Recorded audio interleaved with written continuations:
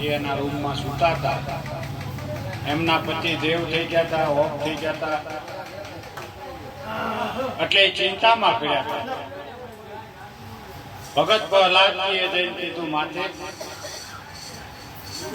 મારા થકી કે મારા લીધે મારા બાપુજીનું મૃત્યુ થયું એવું તમને મનમાં છે કે મારા દીકરાએ મારા ધણીનું મોત કરાવ્યું? ના બેટા, ના બેટા, મને એવું નથી કે, પણ જે ઈશ્વરની વિરુદ્ધ હાલે એને આજ નહીં તો કાલ એને મોત જ હોય. જે ઈશ્વર છે એની સામે જે આવે તો એનું મોત નિશ્ચિત હોય જ છે. મા દીકરાએ ખૂબ વાત કરી ત્યારે ગુરુ શુક્રાચાર્ય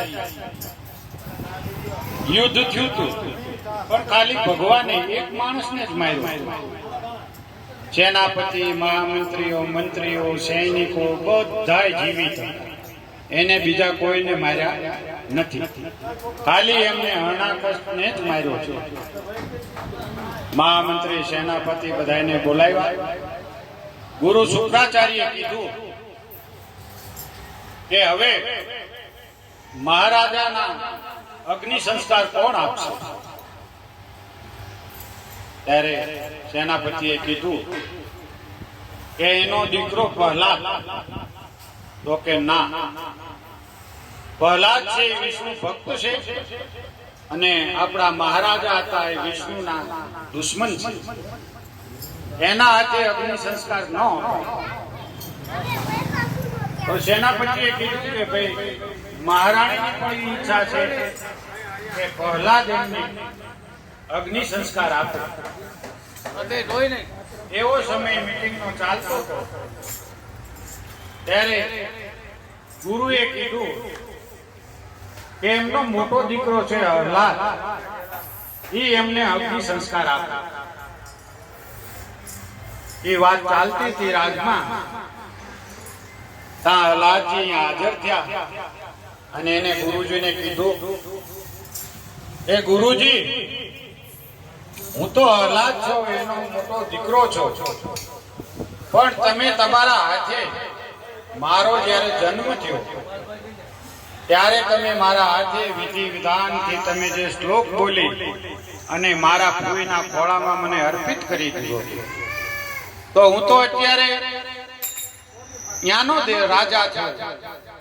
એ પછી હું અહીં જ્યારે આવ્યો ત્યારે તમે પ્રહલાદની કસોટીમાં મને પૂર્યો હતો અને મને નાગને દંશ આપ્યો હતો અને મારું મૃત્યુ પામ્યું. ત્યારે પ્રહલાદજીએ મારા મોટા ભાઈને સમજી અને વિષ્ણુ ભગવાનને આરતા કરી અને કીધું, હે મારા નાગ, મારા ભાઈનો શું વાંક? મારો ભાઈને તો ખબર નથી અને એને આ બધાએ મોકલી દીધો છે. એને તમે સજીવન કર્યો તો એને મને નવું જીવન ધારણ કર્યું છે, એટલે એનો ઉપકાર મારાથી ના ભૂલાય. એટલે અત્યારે હું હરણાકશનો મોટો દીકરો પણ ન થઈ શકું, કારણ કે આ જીવન તો મને પ્રહલાદજી આપ્યું છે. આ બધી ચર્ચા થતા પછી નક્કી થયું કે હરણાકશના દેહની અગ્નિ સંસ્કાર પ્રહલાદજી કરે. શમશાન યાત્રા નીકળી, શમશાનમાં લઈ ગયા. પછી ગુરુને કીધું પ્રહલાદજીએ, હે ગુરુ, લાવો મને આપો, મારા બાપુને અગ્નિ સંસ્કાર આપો. તો કે થોડીક વાર છે. બોલો શું? કે મહારાણી કયાદું આવે છે. તો કે એનું શું કામ છે? કે સતી થશે. ઈ આગમાં તારા બાપનું માથું ખોળામાં લઈ 16 શણગાર તૈયાર થઈ અને ઈ આ અગ્નિમાં હોમાઈ જશે. ના, મને ખબર છે કે મારા ફૂલ કેમ મને ખોળામાં લઈને બેઠા હતા અને ઈ કેમ એનો જીવ ગયો છે, કેમ એ હેરાન થતા, એ મને ખબર છે. કે હોળીના સમયે હોળી માતા કેટલા હેરાન થયા છે એ મને ખબર છે. મારી બાને આમાં સતી થવાનું નથી કે આ પ્રથા આપણે બંધ કરવી છે. આ કયાદુ મહારાણી આવ્યા, આવી કીધું કે ગુરુજી ચાલો હું તૈયાર છું. ત્યારે પ્રહલાદજીએ સમજાવ્યા કે મને મારા બાપનું તો સુખ ક્યાર પણ મળ્યું નથી, અને તમે માતા છો તો પતિ માટે થઈને જીવતા હોય અને પુત્ર માટે ન જીવતા હોય તો એ યોગ્ય ન કહેવાય. તમે મારા સાથે થઈને જીવો, અને આ સતી પ્રથા આજથી આપણે બંધ કરીએ. કોઈએ સતી થવું નહીં, પતિ પાછળ સતી થવું નહીં. એના સંતાનને મોટા કરવા, એના સંતાનને સંસ્કાર આપવા, આ બધી વાત કરી. અને પછી કયાદુ મહારાણી માની ગયા કે બેટા હું તારા માટે જીવીશ. પછી એને એમ થયું કે ગુરુ શુક્રાચાર્યને એમ થયું કે હવે મહારાણી કે એમ કરીએ. પછી પ્રહલાદજીએ સંસ્કાર કર્યા, અગ્નિ સંસ્કાર આપ્યા. પછી ઘરે ગયા પછી ત્રણેય માં દીકરો બેઠા હતા. દીકરા બે નાના હતા. રાજપાટ બહુ જબરું હતું કે હવે રાજા કોણ બને. રાજા તો ઘોષિત કરવો પડે, થોડો નાનો કે થોડોક મોટો. પ્રહલાદજીને કીધું કે તમે મોટા પુત્ર છો અને તમે રાજા બનો. પ્રહલાદજીએ કીધું કે હું નહીં થાઉં. મારા કરતા એ સંચળ બુદ્ધિ છે, એનામાં બુદ્ધિ સારી છે, એનામાં વિવેક સારો છે. તો પ્રહલાદજી જ રાજા બને અને ઈ પ્રજાનું કામ કરી શકે. આવું બધું માહોલ ઉભો થઈ ગયો, બધાએ સાંભળ્યું. પછી એની માએ કીધું બેટા પ્રહલાદ તું રાજા બન, એવો રાજા બનજે કે તારું જગતમાં અને સંસારમાં નામ લીધા રાખે, કોઈ નામ ન ભૂલે. માએ આશીર્વાદ દીધા. એટલા સમયમાં ગુરુ શંકરાચાર્યને એમ થયું કે હવે આપણો અહીં હાલ છે નહીં. આ બધું જોઈ અને એમને બે દીકરા હતા, શ્રૌક અને અમર. એને એના પિતાશ્રી ગુરુ શંકરાચાર્યને જઈને કીધું બાપુ અમે હવે કૈલાસમાં તપ કરવા જવું છે.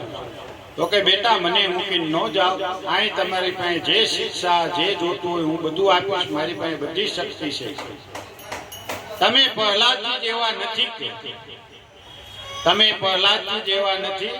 પ્રહલાદજી કેવા છે, કેવો એનો વિવેક છે, કેવી એની વાત છે, કેવી પ્રથા ફેરવે છે, અને તમે તો જૂની પ્રથામાં ચાલો છો.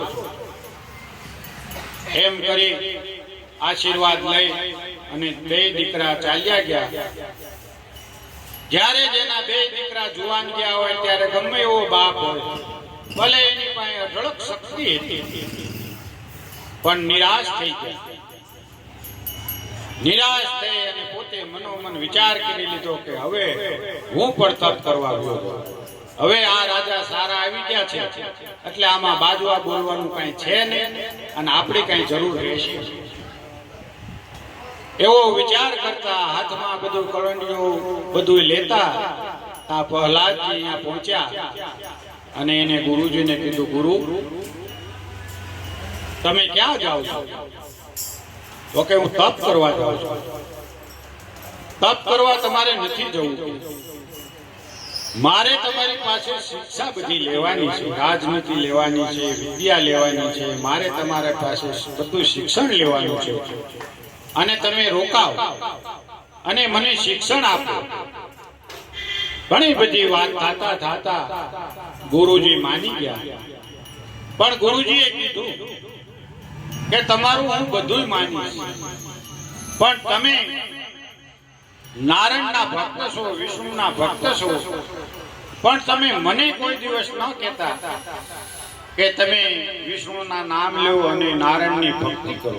પ્રહલાદજીએ કીધું કે મારું વચન છે, હું તમને ક્યારેય નહીં કહું, પણ જ્યારે મારા નારાયણની શક્તિ તમારામાં આવશે ત્યારે તમે ઓટોમેટિક નારાયણ નારાયણ કરવા મળશો. પણ હું વચન આપું છું કે હું તમને ક્યારેય કહીશ નહીં.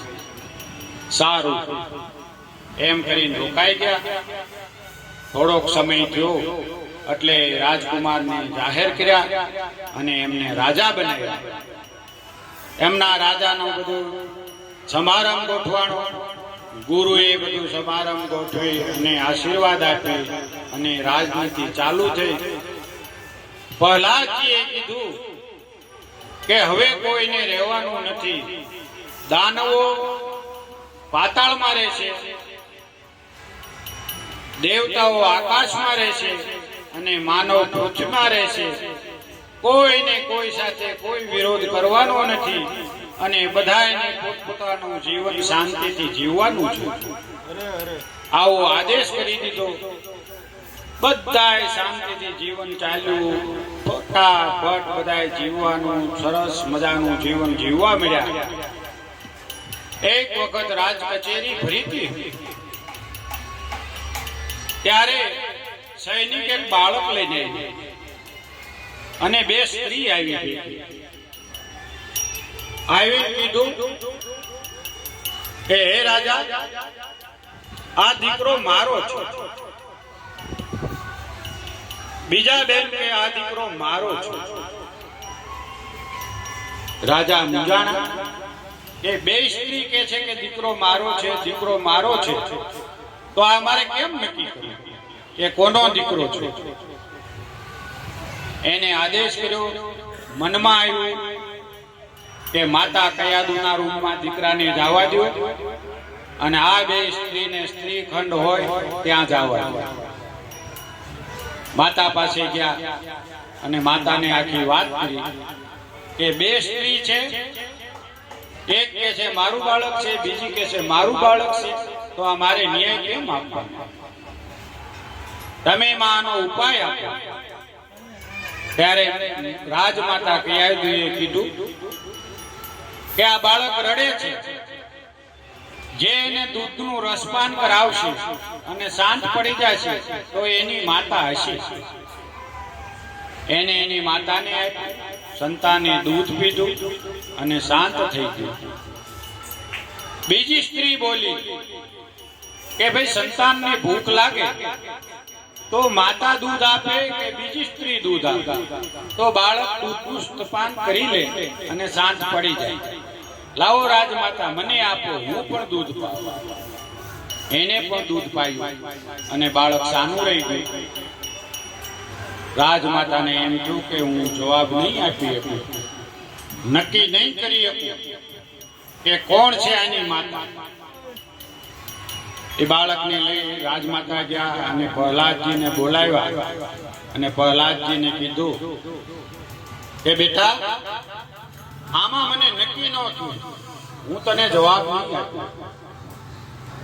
એના માટે તું બીજો વિચાર કર. પછી રાજ કચેરીમાં હવારમાં રાજસભા ભરાણી અને રાજા પધાર્યા અને બે સ્ત્રી ઉતાવળ કરે કે બાળક મારું છે, મારું છે, મને જલ્દી ન્યાય આપો. ત્યારે એને કીધું કે તમે ખડૂસને બોલાવો. ખડૂસ હાથમાં સરો લઈને આવ્યો. એને કીધું, હે ખડૂસ, આ બાળકના બે ભાગ કર અને બે સ્ત્રીને એક એક ભાગ આપી દે. જ્યારે ખડૂસ સરો લઈને આગળ વધ્યો અને સૈનિકના હાથમાં બાળક હતું, જ્યાં એના હાથમાં દીધું ત્યાં એક સ્ત્રી બોલી, હે રાજન, એ બાળક આખું એને આપી દો. બાળકના બે ભાગ ન કરો, મારે અડધો ભાગ નથી જોતો. ત્યારે રાજાના મગજમાં બેસી ગયું કે આ કામ કોણ કરે? એના બાળકને મરતા કોણ ન જોવે? જે એની માં હોય, એની જનેતા હોય, એ જ સાચી હોય. ત્યારે પ્રહલાદજીએ કીધું કે એ બાળક આ બેનને આપી. તો બીજી સ્ત્રી બોલી કે બાળક તો મારું છે, એને ના પાડ. એની માં એ સાચી છે, સાચી માં હોય તો જ કહીએ કે બાળકના બે ભાગ નથી કરવા. તમારું નથી કે તમારું નથી, તમે સાચું બોલો. અને ખડૂસને કીધું કે એમનું ધડથી માથું જુદું કરો. ત્યારે રાજાએ આખરી કે તમારા જીવનમાં શું જરૂર છે, ઈચ્છા હોય એ બોલો. તો કે મારી ઈચ્છા તો મરવાની છે. ખડૂસના હાથે મરું કે મારા પતિના હાથે મરું? તો કેમ? પતિને શું છે? તો કે મારા પતિએ કીધું તું કે તું પિયર જાસ અને દીકરો લઈને જ આવજો. જો તો એક દીકરીનો જન્મ થયો તો તને હું મારી નાખીશ. તો મારા ઘરે હું ગઈ, પિયરમાં રહી, અને મને અહીંયા દીકરીનો જન્મ થયો, અને બાજુમાં આ મારા પડોશી હતા જે બેન, જે દીકરો છે એ એનો હતો. તો મારી દીકરી હું મારી માને દઈ અને આ બેનનો દીકરો ચોરી અને હું નીકળી ગઈ કે હું મારા પતિ પાસે વહી જાઉં. ત્યાં રસ્તામાં તમારા સૈનિકે મને પકડી લીધી અને પાછળથી આ પાડોશી બેન ભેગા થઈ ગયા. ત્યારે મહારાજે કીધું કે સૈનિકો જાઓ, એના પતિને કહો કે આ બેનને કાંઈ નો કે, દીકરીને કાંઈ નો કે. ભગત પ્રહલાદનો આદેશ છે, મહારાજા પ્રહલાદનો આદેશ છે. અને એ પેલા ન્યાયમાં ખરા થઈ ગયા. પણ જે સાચો માણસ હોય એની માથે આવા નવા નવા નવા એવા જ રાખે. ત્યારે એમના ઘરે પણ દીકરો જુવાન થઈ ગયો હતો. પ્રહલાદજીના રાણી ધૂતી, એમનો દીકરો વિલોચન જુવાન થઈ ગયો હતો. એટલે પ્રહલાદજીને થયું કે આમને રાજકુમાર છે તો રાજકુમારને તિલક કરી દઈએ, એનો પ્રસંગ ગોઠવી. એવા સમયમાં એને કીધું કે તું ગુરુ શંકરાચાર્ય પાસે જા અને વાત કર. ત્યારે રાજકુમાર વિલોચન પાસે ગયેલા અને કીધું કે ભાઈ રાજકુમારને તિલક કરવાનું છે, એનું મુહૂર્ત કાઢવાનું છે. ત્યારે પ્રહલાદજીના જે જીવન ધોરણમાં જે ગુરુનો વિરોધાપક્ષ હતો એ મરી ગયો હતો. પણ જ્યારે બીજી પેઢી ફરે ત્યારે એનામાં પાછી વિષ્ણુ સામેની ભક્તિ અને વિષ્ણુ સામેનો જે ભાવ, જે ક્રૂરતા હતી આવી ગઈ. એને રાજકુંવરને કીધું કે રાજકુંવર થાવ તો અમુક વાત તમારે માનવાની ન હોય. રાજા અમુક વાત તમે પણ કરી શકો, તમારો પાવર હોય, તમારી ખુરશી હોય. એમને રાજ તિલક કર્યું. જ્યારે નવા રાજા રાજ તિલક કરે ત્યારે પ્રહલાદજી આખેડ ઉપર નહોતા ગયા, પણ ગુરુજીએ રાજકુમાર વિલોચનને અખેડ ઉપર મોકલ્યા. અખેડ મતલબ શિકાર. શિકાર કરવા ગયા. શિકાર કરતા કરતા કરતા જંગલમાં બહુ વરસાદ પવન આવી ગયો અને પોતે ભૂલા પડી ગયા. ભૂલા પડતા પડતા પડતા જંગલમાં એક કુટિયા મળી.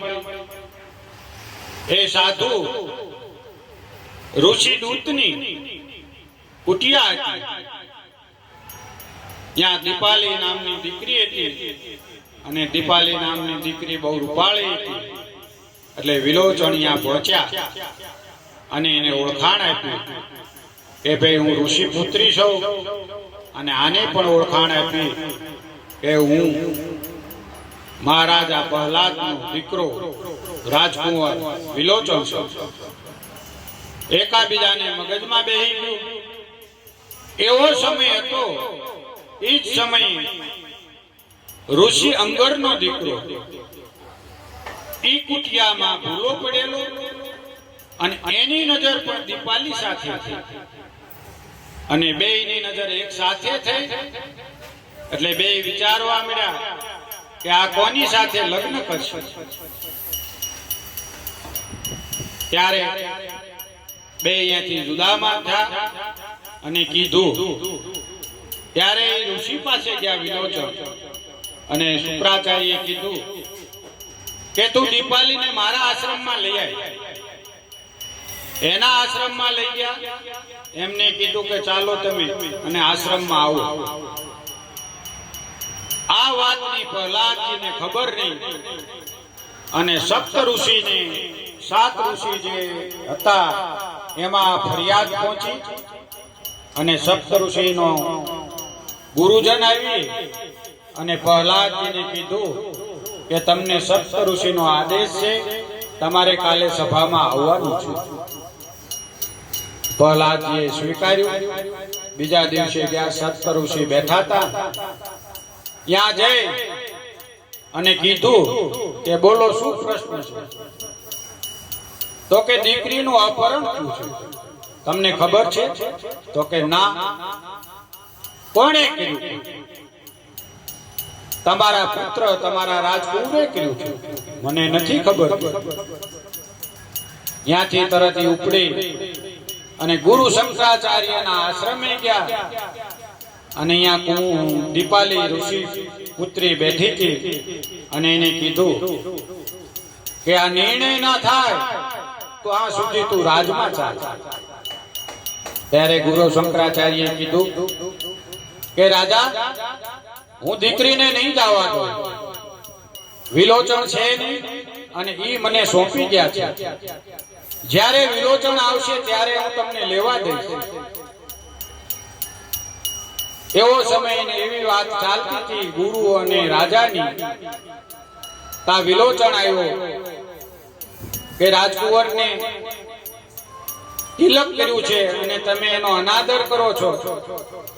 ત્યારે ગુરુની સાક્ષીમાં રાજાએ કીધું કે એને જે મેં પદ આપ્યું છે, જે એને પ્રતિષ્ઠા આપી છે, ઈ આ કેસનો નિર્ણય ન આવે તા હું એને રદ ગણું છું.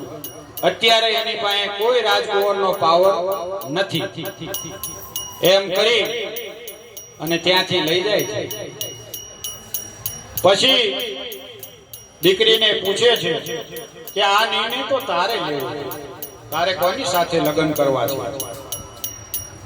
ત્યારે દીકરીએ જવાબ આપ્યો કે રાજકુંવર વિલોચન આવડી મોટી રાજનો વંશ છે, અને કાલે ઈ રાજા બનશે, ધરતીનો રાજા થશે. ત્યારે સામે ગુરુપુત્ર છે, એ એટલો જ્ઞાની છે, એટલો તપસ્વી છે કે એ આકાશનો રાજા થશે. મને નક્કી નથી થતું કે હું કોને છોડું ને કોને રાખું. ત્યારે મહારાજા ચિંતામાં પડ્યા કે ભાઈ તને બે હરખા દેખાતા હોય તો મારે શું કરવું?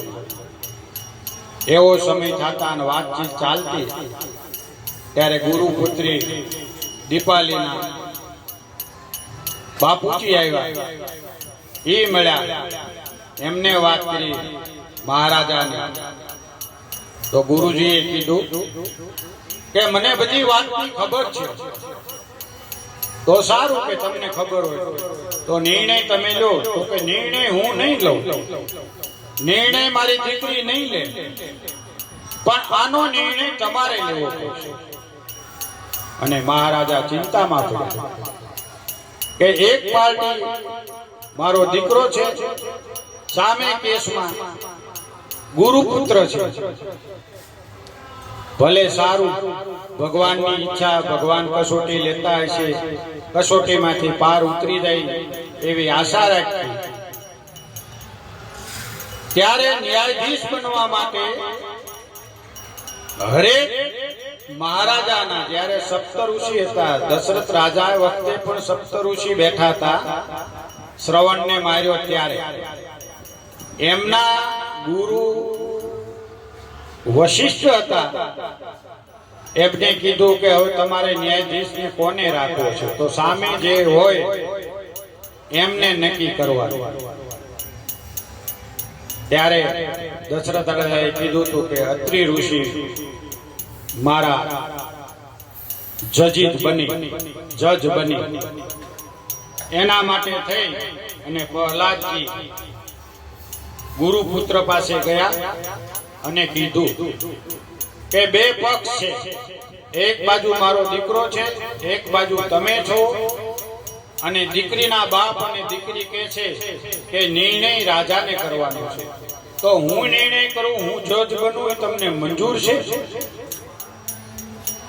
ત્યારે ગુરુપુત્રે હસી દાંત કાઢીને કીધું કે મને મંજૂર છે, તમે જે નિર્ણય લ્યો એ મને મંજૂર છે, ભલે તમારે સામે દીકરો હોય, એક બાજુ હું છું, પણ તમારો નિર્ણય ખોટો નહીં હોય. એટલે એને મંજૂરી આપી. એટલે પ્રહલાદજીએ વિચાર્યું કે હવે હું જજ બનીશ. એના માટે પોતે ચિંતા કરવા મળ્યા કે નિર્ણય કઈ રીતે લેવો. ગુરુએ એના શિષ્ય વિલોચનને સમજાવ્યો કે તું તારી દાદીમા પાસે જા અને કયાદુને કે તમે પ્રહલાદજીને સમજાવો, મારા બાપને સમજાવો કે મને દીપાલી સાથે લગ્ન કરાવો. એ વાત લઈ અને વિલોચન માતા પાસે જાય છે. દાદીમા પાસે ગયા, દાદીમાને વાત કરે છે. ત્યારે દાદીમા એને આશ્વાસન આપે છે. એટલા સમયમાં એની માં ધ્રુવી, મહારાણી ધ્રુવી પણ અહીંયા હાજર થાય છે. એમને પણ આશ્વાસન આપ્યું કે બેટા, દાદીમાનું વેણ તારા બાપ નહીં ભાંગે, કારણ કે એને બાપનો પ્રેમ મળ્યો નથી, એ માતાના પ્રેમ ઉપર જીવા છે, તું ચિંતા કર. આવું બધું થઈ અને જુદા પડ્યા. માતાએ અને મહારાણી ધ્રુવીએ પ્રહલાદજીને સમજાવ્યા. પ્રહલાદજી પાસે માંગ્યું, પણ પ્રહલાદજીએ કીધું કે જ્યારે રાજા રાજાની સિંહાસન ઉપર બેસે છે ત્યારે એના માટે કોઈ દીકરો નથી હોતો, એના માટે કોઈ ભાઈ નથી હોતો, એના માટે કોઈ બેન નથી હોતી. એ તો દરેક સામાન્ય માણસ સમજી અને ન્યાય કરે છે. આ વાત લઈ બીજા દિવસે સભા બોલાવી. પ્રહલાદજી આવ્યા, ગુરુ શુક્રાચાર્ય આવ્યા, રાજમાતા આવ્યા, મહારાણી ધ્રુવી આવી, અને દેવપુત્રી દીપાલી આવી, અને દેવપુત્ર આવ્યો, અને રાજકુમાર આવ્યા. રાજકુમારનું આસન હતું, એ બાજુ રાજકુમાર આસન ઉપર બેસવા ગયા. ત્યારે પ્રહલાદજીએ કીધું કે આજે તમે તોહમતદાર છો, આજે તમે તોહમતદાર છો, તમે ગાદી ઉપર ન બેસી શકો, તમારે સામે ઊભું રહેવાનું. ત્યારે એને એના દીકરાની વાત માની અને દીકરો સામે ઊભો રહ્યો. ત્યારે એને વાત કરી કે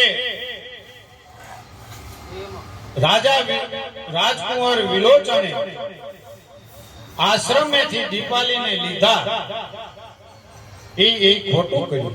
ત્યારે ગુરુજીએ વિરોધ કર્યો અને વકીલાત કરી કે દીપાલીને એને ખાલી બોલાવ્યા છે કે તમે આવો, એને કોઈ બળજબરી નથી કરી, અપહરણ નથી કર્યું, અને દીપાલી સાથે સાથે આવ્યા છે. હાલો કે વાત સાચી છે, એને અપહરણ નથી કર્યું, પણ એમને બોલાવ્યા તો ખરા ને. અને એને આ તો રાજકુંવરનો એને પાવર વાપરવો, એને આ પાવર ન વાપરવો. અને બીજી બાજુ જે ઋષિ પુત્ર છે તો એને એમ ન થાય કે આ લઈ ગયો છે તો દીપાલી ઉપર શંકા કરે અને ઈ પોતે લગ્ન ના કરવાની ના પાડે તો એને ના નથી પાડી. એના માટે થઈને કહું છું કે આ ન્યાય એવું કે છે કે આ દીકરી રહી એ ઋષિ પુત્રને પરણાવો, અને કુમારનો વાંક છે એટલે કુમારને નહીં પરણાવવાનો. ત્યારે વૈકુંઠમાં માં લક્ષ્મી અને વિષ્ણુ ભગવાન ખુશ ખુશ થઈ ગયા અને લક્ષ્મી માએ કીધું, હે મારા દીકરો કેવો ન્યાય કરી દીધો, મારા પ્રહલાદે કેવો ન્યાય કર્યો, મારે મળવા જવું છે. ત્યારે વિષ્ણુ ભગવાને કીધું કે હાલો આપણે બે જઈએ મળવા. જોજો પ્રહલાદજીની ભક્તિ સમયે પ્રહલાદે વિષ્ણુ ભગવાન મળ્યા નથી, એને નરસિંહ અવતારનું રૂપ જોયું હતું. પણ ન્યાય કર્યા પછી ભગવાન વિષ્ણુ અને માં લક્ષ્મી એના મહેલમાં આવ્યા અને પ્રહલાદજીને દર્શન આપ્યા અને આશીર્વાદ આપ્યા કે તે તારો બહુ ન્યાય સારો કર્યો છે, બહુ ન્યાય સારો કર્યો છે, હવે તારી ઈચ્છા શું છે? ત્યારે પ્રહલાદજીએ કીધું કે હવે હું તો ન્યાય કરતો કરતો કરતો સમુદ્રના કિનારે આવી ગયો છું અને હવે તમે મને વચન આપી અને મને પાછો ક્યાં લઈ જાવ છો? હવે મારે પાછું નથી જવું. મને વચન આપો કે હું તમારી પાસે આવું, તમારી ભક્તિ કરું અને રાજકુમારને રાજ સોંપી એના લગ્ન કરી અને હું અને રાણી ધ્રુતિ જંગલમાં તપ કરી અને તમારી ભક્તિ કરી. ત્યારે ભગવાને તથાસ્તુ કીધું અને પોતે પલંગ ઉપર ચિંતામય બેઠા હતા. એટલી ચિંતા થતી કે દીકરાનું કામ ન થયું. એવા સમયમાં એની માતા રાજમાતા ધ્રુતિ કયાદુ આવ્યા અને કીધું, હે બેટા તું કેમ ચિંતામાં છો, તું સૂતો નથી? ત્યારે પ્રહલાદજી ઉભા થયા અને કીધું, માતા હમણે ભગવાન નારાયણ વિષ્ણુ આવ્યા હતા, માં લક્ષ્મી આવ્યા હતા અને મને આશીર્વાદ આપ્યા ગયા. વાહ વાહ, ધન્ય છે કે બેટા તારા ન્યાય ઉપર કે તને ભગવાન વિષ્ણુ અહીંયા આશીર્વાદ દેવા આવે. પણ માતા તમારું કામ હું ન કરી શક્યો. તમારી એક ઈચ્છા હતી કે મારા પૌત્રને દીપાલી સાથે પરણાવો, પણ મારાથી કામ ન થયું. આ બધી ચિંતિતથી વાત થતી ત્યારે દીકરો રિસાય અને ગુરુના આશ્રમે ગયો હતો. એવા સમયમાં એક પુત્રી આવી અને રાજકુમાર વિલોચનને કીધું કે હે કુંવર, આવડા મોટા રાજપાટ, આટલા મોટા મહાન રાજાના દીકરા અને તમે એક સ્ત્રીની ચિંતામાં ડૂબી જાઓ છો, આવી મને ખબર નહોતી. ત્યારે વિલોચને કીધું કે આજ સુધી મારી સામે કોઈ સ્ત્રી આટલી ઉતાવળા બોલ્યા નથી, તમે કેમ આટલું બધું ઉતાવળેથી બોલો છો? તમે કોણ છો? ત્યારે ગુરુએ એની ઓળખાણ આપી. ગુરુ શુક્રાચાર્યએ કીધું કે તારકાસુર રાક્ષસના મહામંત્રી આકાક્ષી, એની પુત્રી છે આકાક્ષી. તો એના હેતુ શું છે? તો કે એના બાપની મંજૂરી લઈ અને એના માટે લગ્ન માટે સારો કુંવર ગોતવા નીકળ્યા છે. જો તમને માન્ય હોય તો આ દીકરી તૈયાર છે. એવા સમયમાં એક સૈનિક આવ્યો અને રાજકુંવરને કીધું કે કયાદુ માતા બહુ બીમાર થઈ ગયા છે અને તમે જલ્દી આવો. એટલે ત્યાંથી વિલોચન નીકળી અને રાજમાં આવ્યા. આકાંક્ષીએ કીધું, હે ગુરુ, આવા મોટા રાજા પ્રહલાદજીના મારે દર્શન કરવા છે. તો કે ચાલો મારા ભેગા રાજમાં. રાજમાં ગયા. દીકરો ને માં ને બધા જે આમ પૂછે છે કેમ છે શું છે.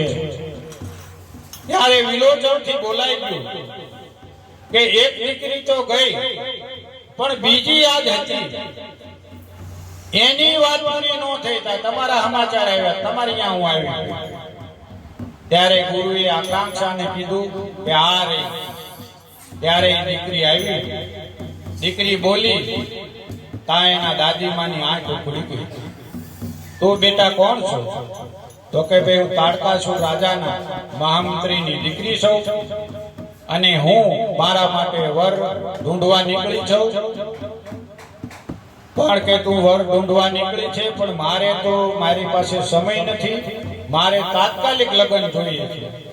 ત્યારે દીકરીએ કીધું કે ગંધર્વના રીતે શ્લોક બોલી હું અત્યારે લગ્ન કરવા તૈયાર છું.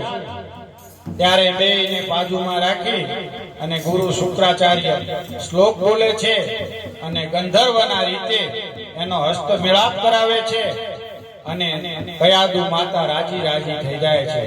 મહારાણી ધોતી અને મહારાજ પ્રહલાદ બધાય રાજી રાજી થઈ જાય છે. પછી એ છે કે હવે તમને રાજા બનાવી, એમને રાજા બનાવે છે અને એમના લગ્ન થઈ ગયા છે. એટલા સમયમાં કે અમે હવે વનવાસ જઈએ છીએ. ત્યારે મહારાજા પ્રહલાદ અને મહારાણી ધૂતી ગુરુ શુક્રાચાર્યના આશીર્વાદ લઈ અને જંગલમાં જાય છે અને ગુરુ આશ્રમે પાછા આવે છે. એટલા સમયમાં બેઠા હોય છે ત્યારે એના બાપુજી આવે છે, ગુરુના બાપા આવી અને વાત કરે છે કે પ્રહલાદજી તો વયા ગયા અને મારો શિષ્ય છે એને મારો દીકરો માનું છું, વિલોચનને મારો દીકરો માનું છું રાજકુમાર, પણ તમે આટલી વારમાં આવો નહીં કોઈ દી મને મળવા. ત્યારે બાપુજીએ કીધું કે હું મળવા તને ન આવું, પણ તું જેને દીકરો માનસ ને એની માથે મોતનું મંડાણ છે. મોતનું મંડાણ છે? તો હા,